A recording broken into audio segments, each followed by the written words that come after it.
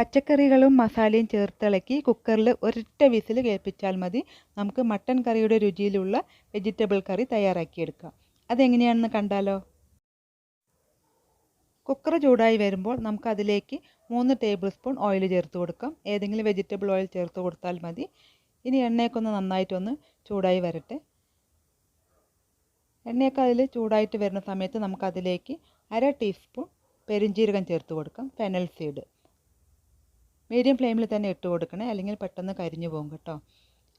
ജീരകമൊക്കെ ഒന്ന് പൊട്ടി വരുന്ന സമയത്ത് നമുക്ക് ഒരു സവാള നീളത്തിൽ അരിഞ്ഞത് ഇതിലേക്ക് ചേർത്ത് കൊടുക്കാം. നീളത്തിൽ അരിയണമെന്ന് നിർബന്ധമൊന്നുമില്ല, ഇഷ്ടമുള്ള വലുപ്പത്തിൽ കട്ട് ചെയ്ത് ചേർക്കാം കേട്ടോ. ഇത് നമുക്ക് ഒന്നിച്ചങ്ങ് വേവിച്ചെടുക്കാനുള്ളതാണല്ലോ. സവാളയൊക്കെ ചേർത്ത് കൊടുത്തിട്ട് ചെറുതായിട്ടൊന്ന് ചൂടായി വരുന്നവരെ അതിനെ നമുക്കൊന്ന് വഴറ്റിയെടുക്കാം. ചപ്പാത്തിക്കുള്ള കറികളാണല്ലോ നമ്മളുടെ എല്ലാവരുടെയും പ്രശ്നം. പച്ചക്കറികളൊക്കെ വീട്ടിലിരിപ്പുണ്ടെങ്കിൽ 5 മിനിറ്റ് കൊണ്ട് തയ്യാറാക്കാവുന്ന ഒരു ടേസ്റ്റായിട്ടുള്ളൊരു ചപ്പാത്തി കറി തന്നെയാണ് കേട്ടോ ഇത്. ഇഷ്ടപ്പെടുവാണെങ്കിൽ ഒന്ന് ട്രൈ ചെയ്ത് നോക്കൂ. അങ്ങനെ ഇതാ നമ്മളുടെ സവാളയൊക്കെ നന്നായിട്ട് ചൂടായിട്ട് വന്നിട്ടുണ്ട് കേട്ടോ. ജസ്റ്റ് ഒന്ന് വഴറ്റിയാൽ മാത്രം മതി. ഇനി നമുക്കതിലേക്ക് ഒരു വലിയ ടേബിൾ സ്പൂൺ ഇഞ്ചി പൊടിയായി അരിഞ്ഞതാണ് ഞാൻ ചേർത്ത് കൊടുക്കുന്നത്. ഇഞ്ചിക്ക് പകരം 1 table spoon ginger garlic paste ചേർത്ത് കൊടുത്താലും മതിയാവും കേട്ടോ. ഇനി ഇതിന് നന്നായിട്ടൊന്ന് ഇളക്കി കൊടുക്കാം. ചേർത്ത് കൊടുത്ത ഇഞ്ചിയുടെ പച്ച സ്മെല്ലൊക്കെ പോയിട്ടുണ്ട്. ഇനി നമുക്കതിലേക്ക് പച്ചക്കറികൾ ചേർത്ത് കൊടുക്കാം. ഇഷ്ടമുള്ള പച്ചക്കറികളൊക്കെ ചേർക്കാം കേട്ടോ. ഞാനിവിടെ ഒരു ഉരുളക്കിഴങ്ങും, ഒരു ക്യാരറ്റ്, ഒരു 5 ബീൻസ്, പിന്നെ ഒരു പിടി മട്ടറാണ് കേട്ടോ ഞാൻ ഇതിലേക്ക് ചേർത്ത് കൊടുക്കുന്നത്. മീഡിയം ഫ്ലെയിമിൽ തന്നെ കിടക്കട്ടെ. എന്നിട്ട് ഈ പച്ചക്കറികളും എണ്ണയൊക്കെ കൂടി നല്ലപോലെ ഒന്ന് യോജിപ്പിച്ച് കൊടുക്കാം. പച്ചക്കറികൾ ചേർക്കുന്നതിന് പ്രത്യേകിച്ച് അളവൊന്നുമില്ല കേട്ടോ. ഞാനിതിലേക്ക് 1 കപ്പ് മഷ്റൂം കൂടെ നന്നായിട്ട് കഴുകിയത് ഇതിലേക്ക് ചേർത്ത് കൊടുത്തിട്ടുണ്ട്. പിന്നെ ഒരു വലിയ തക്കാളി വലിയ പീസുകളായിട്ട് കട്ട് ചെയ്ത് അത് ഇതിലേക്ക് ചേർക്കാം. പിന്നെ വേണമെങ്കിൽ കുതിർത്ത് വെച്ച സോയ ചങ്ക്സ് കൂടെ ഇതിലേക്ക് ചേർത്ത് കൊടുക്കാം കേട്ടോ. പനീറിൻ്റെ പീസുകളുണ്ടെങ്കിൽ അതും ഇതിലേക്ക് നമുക്ക് ചേർത്ത് കൊടുക്കാവുന്നതാണ് കേട്ടോ. ഇനി നമുക്കതിലേക്ക് കുറച്ച് പൊടികൾ ആഡ് ചെയ്ത് കൊടുക്കാം. 1/2 ടീസ്പൂൺ മഞ്ഞൾപ്പൊടി ചേർത്ത് കൊടുക്കാം.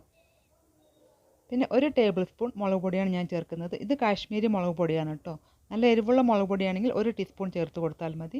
പിന്നെ ഇതാ 1 ടേബിൾ സ്പൂൺ മല്ലിപ്പൊടി കൂടെ ചേർത്ത് കൊടുക്കാം. പിന്നെ ഈ കറിക്ക് മസാലയുടെ ടേസ്റ്റ് വരാനായിട്ട് ആച്ചി മട്ടൻ മസാലയിൽ നിന്ന് 1 ടേബിൾ സ്പൂൺ മസാലപ്പൊടി ഇതിലേക്ക് ചേർത്ത് കൊടുക്കാം. ഇപ്പോൾ ചിക്കൻ മസാല ടേസ്റ്റാണ് വേണമെന്നുണ്ടെങ്കിൽ ചിക്കൻ മസാല ചേർത്ത് കൊടുത്താൽ മതിയാവും കേട്ടോ. ഒരു പരീക്ഷണമല്ലേ. പിന്നെ ഇതാ 1 ടീസ്പൂൺ ഗരം മസാല കൂടെ ഇതിലേക്ക് ആഡ് ചെയ്ത് കൊടുക്കാം. പിന്നെ ആവശ്യത്തിനുള്ള ഉപ്പ് 1 ടീസ്പൂൺ ഉപ്പാണ് ഞാൻ ഇതിലേക്ക് ചേർത്ത് കൊടുത്തിട്ടുള്ളത്. ഉപ്പും കൂടി ചേർത്ത ശേഷം നമുക്ക് എല്ലാം കൂടി ചേർത്ത് പച്ചക്കറികളും മസാലയും എല്ലാം നന്നായിട്ടൊന്ന് പുരണ്ട് വരുന്ന വരെ ഒന്ന് ഇളക്കി കൊടുക്കാം.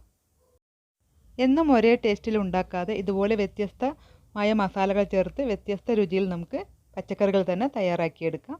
ഇനി നമുക്കതിലേക്ക് ഒരു കഷ്ണം കോളിഫ്ലവർ കഴുകി വൃത്തിയാക്കിയത് അതിലേക്ക് ചേർക്കാം. പിന്നെ ഇതാ 2 ടേബിൾ സ്പൂൺ അധികം പുളിയില്ലാത്ത കട്ട തൈര് ഇതിലേക്ക് ചേർത്ത് കൊടുക്കാം. തൈര് ചേർത്ത് കൊടുത്തിട്ട് വീണ്ടും എല്ലാം കൂടി നന്നായിട്ടൊന്ന് മിക്സാക്കി കൊടുക്കാം.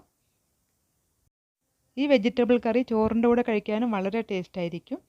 4 പേർക്കൊക്കെ കഴിക്കാവുന്ന ഒരു അളവിലാണ് ഞാനിത് ഉണ്ടാക്കിയിട്ടുള്ളത്. ഇനി നമുക്കതിലേക്ക് 1 കപ്പ് വെള്ളം കൂടി ചേർത്ത് കൊടുക്കാം. 150 ml അളവുള്ള ഒരു കപ്പിലാണ് ഞാൻ ചേർത്തിട്ടുള്ളത്. ഇനി ഇതാ നന്നായിട്ടൊന്ന് എല്ലാം കൂടിയിട്ടൊന്ന് മിക്സാക്കുക. അത്രയേ ഉള്ളൂ. കുക്കറൊന്ന് അടച്ച് വയ്ക്കുക. മീഡിയം ഫ്ലെയിമിൽ തന്നെ ഇട്ട് കൊടുത്തിട്ട് ഒരേ ഒരു വിസിൽ വന്നാൽ മാത്രം മതി കേട്ടോ. ഒരു വിസിൽ വന്ന ശേഷം നമുക്കതിനെ ഓഫാക്കിയിട്ട് അതിൻ്റെ സ്റ്റീം പോകുന്നവരെ ഒന്ന് വെയിറ്റ് ചെയ്യാം. അങ്ങനെ ഇതാ കുക്കറിൽ ഒരു വിസിൽ വന്നിട്ടുണ്ട്.